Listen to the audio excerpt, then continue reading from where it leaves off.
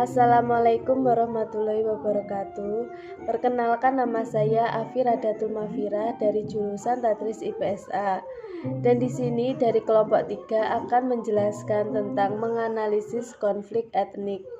Dan yang pertama untuk menjelaskan yaitu saya sendiri tentang pengertian konflik etnik. Yang pertama adalah pengertian konflik etnik. Etnik merupakan kategori sosial atau identifikasi sosial. Artinya, etnik adalah konsep yang diciptakan berdasarkan ciri khas sosial yang dimiliki sekelompok masyarakat yang membedakannya dari kelompok yang lain. Ciri khas budaya yang membedakannya dari kelompok etnis yang lain terlihat dari aspek kekhasan sejarah, nenek moyang, bahasa, dan simbol-simbol yang lain seperti pakaian, agama, dan tradisi. Sebagai kelompok masyarakat yang berbeda dari kelompok yang lain, etnisitas memiliki keyakinan, bahasa, dan tujuan yang berbeda-beda, namun harus bersatu dalam suatu kesatuan berbangsa dan bernegara. Ashmore mendefinisikan konflik sebagai ketidaksesuaian tujuan, keyakinan, sikap, atau tingkah laku. Artinya, berdasarkan keyakinan suatu etnis yang dibangun berdasarkan budaya etnisnya, memiliki tujuan etnis secara umum dan tujuan tersebut dicapai dengan rancangan sikap atau tingkah laku anggota etnis.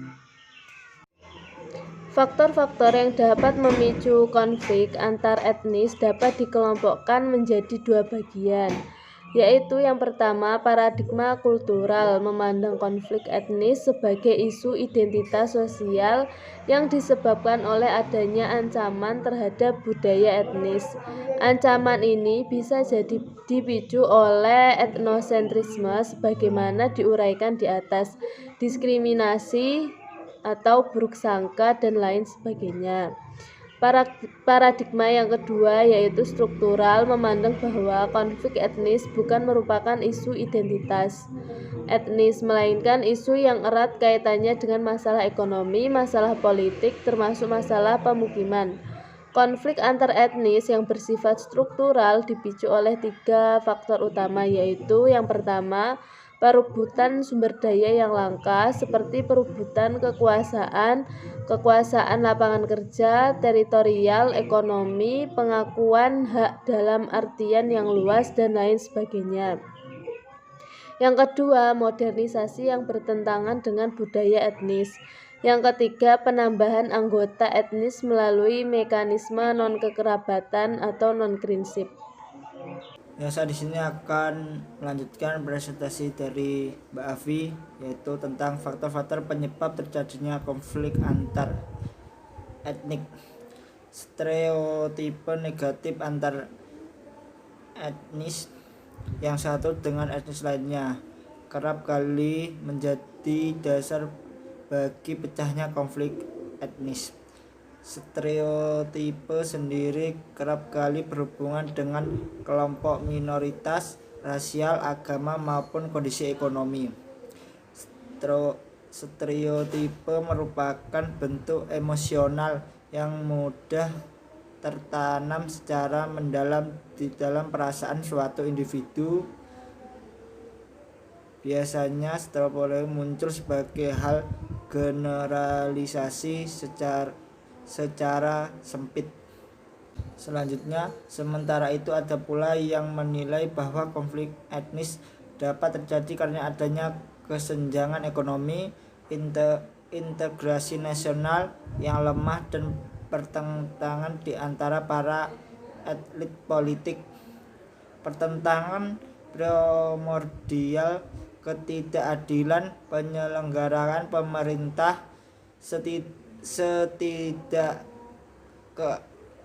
ketidakadilan penerapan dan penegakan hukum, serta ketimpangan sosial dan sistem nilai dan orientasi budaya di antara etnis yang berbeda yang telah lama terpendam.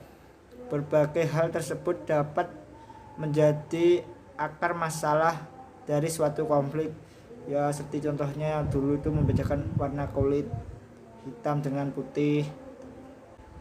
Selanjutnya, berbagai dugaan penyebab pecahnya konflik etnis sesungguhnya mengarah pada suatu kesimpulan bahwa terjadi diferensiasi di dalam masyarakat yang menyebabkan masyarakat merasa frustasi dan akhirnya melakukan tindak agresif. Yang terakhir, depresi adalah suatu kondisi di mana terjadi kesenjangan antara harapan dengan kemampuan seseorang atau kelompok orang dalam memenuhi kebutuhannya. Ada 3 jenis depresi menurut Rathbun, yaitu pertama, diskriminasi deprivation, yaitu suatu kondisi di mana tingkat harapan konstran tetapi kesempatan untuk memenuhinya merosot. Assalamualaikum warahmatullahi wabarakatuh.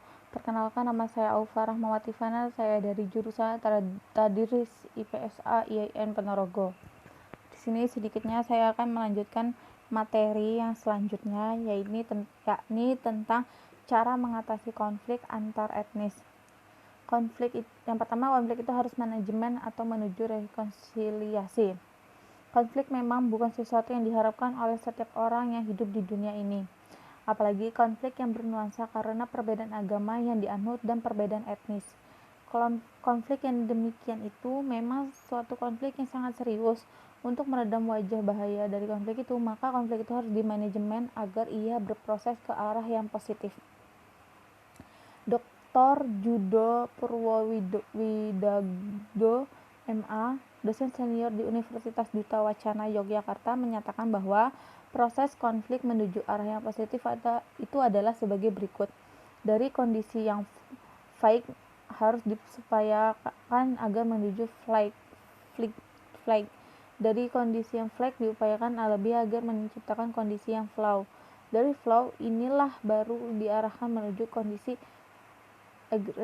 agreement, terus ke rekonsiliasi. Karena itu masyarakat, terutama para pemuka agama dan etnis, haruslah dibekali ilmu manajemen konflik setidak-tidaknya untuk tingkat dasar. Selanjutnya yaitu merubah sistem pemahaman agama. Konflik yang bernuansa agama bukanlah karena agama yang dianutnya mengajarkan untuk konflik, akan tetapi cara umat memahami ajaran agamanya lah yang menyebabkan mereka menjadi termotivasi untuk melakukan konflik. Keluhuran ajaran agama masing-masing hendaknya tidak direktorikan secara berlebihan. Retorikan yang berlebihan dalam mengajarkan agama kepada umat masing-masing menyebabkan umat akan merasa dirinya lebih superior dari pemeluk agama lain. Lalu arahkanlah pembinaan kehidupan beragama untuk menampilkan nilai-nilai universal dan dari ajaran agama yang dianut. Misalnya, semua proses agama mengajarkan umatnya hidup sabar menghadapi proses kehidupan ini. Selanjutnya yaitu mengurangi penampilan berhura-hura dalam kehidupan beragama. Kegiatan beragama seperti perayaan hari raya agama, umat hendaknya mengurangi bentuk perayaan dengan penampilan yang berhura-hura. Hal ini sangat mudah juga memancing konflik karena umat lain juga dapat terpancing untuk menunjukkan eksistensi dirinya bahwa ia juga menganut agama yang sangat hebat dan luhur. Selanjutnya yaitu tentang redam nafsu distingsi untuk menghindari konflik etnis. Setiap manusia memiliki nafsu atau dorongan hidup dari dalam dirinya. Salah satu nafsu itu ada yang disebut nafsu distingsi.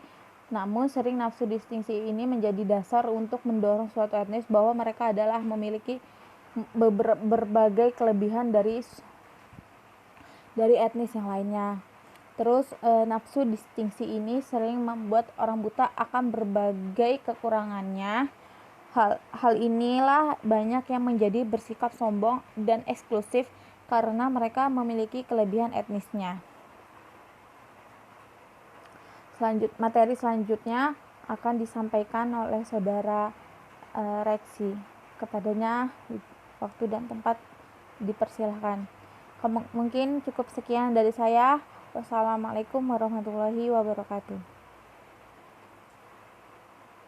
Assalamualaikum warahmatullahi wabarakatuh. Perkenalkan, nama saya Reksi Ayu Putri Marhenisma dengan NIM 2081800029. Nah, di sini saya akan menyampaikan tentang contoh analisa konflik etnik di Indonesia. Nah, di sini saya mengambil contoh konfliknya adalah konflik Sampit.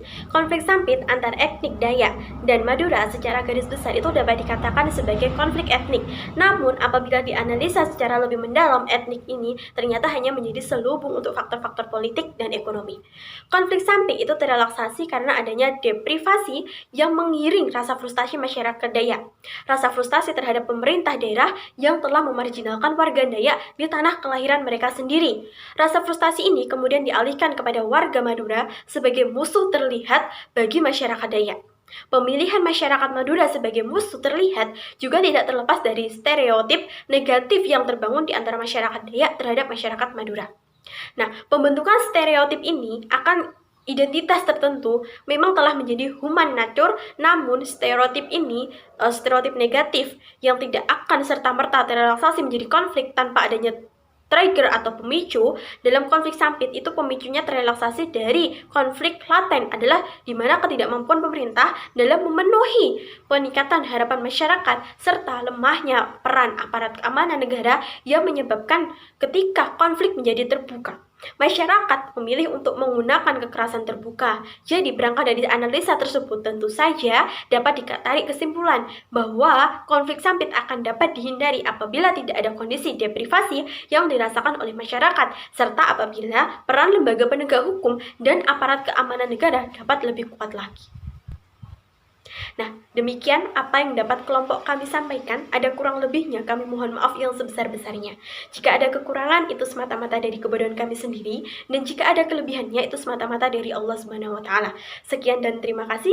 Billahi taufik wal hidayah, wa ridha wal inayah, wa aktubu fala minkum. Assalamualaikum warahmatullahi wabarakatuh.